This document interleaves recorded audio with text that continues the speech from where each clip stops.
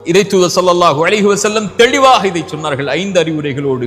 இந்த 5ற்கு முன்னால் 5ஐ பயன்படுத்திக் கொள்ளுங்கள். 1, உனக்கு வயோதிகம் வருவதற்கு முன்னால் வாலிபத்தை பயன்படுத்திக் கொள். வாலிபத்தை வீணாக்கினால் கண்மூடி முடிப்பதற்கு முன்னால் வயோதிகம் வந்துவிடும்.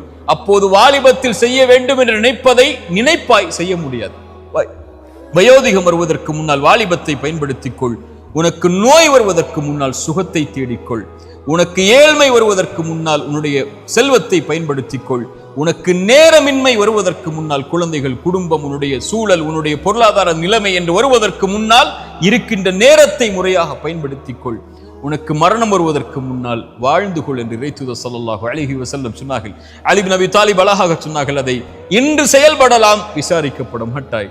நாளை விசாரிக்கப்படுவாய் மரணத்திற்கு முன்னால். அப்போது செய்ய வேண்டும் என்று நினைப்பதை செய்ய முடியாது.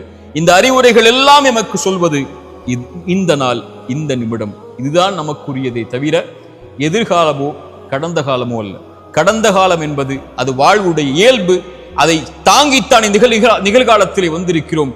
அதன் அனுபவங்களையும் அதன் பாடங்களையும் அதில் இல்லாததை பெறுவதற்குரிய முயற்சியையும் நிகழ்காலத்தில் கொண்டு எதிர்காலத்தை நோக்கி பயணிப்பதுதான் மனிதனுடைய இயல்பு.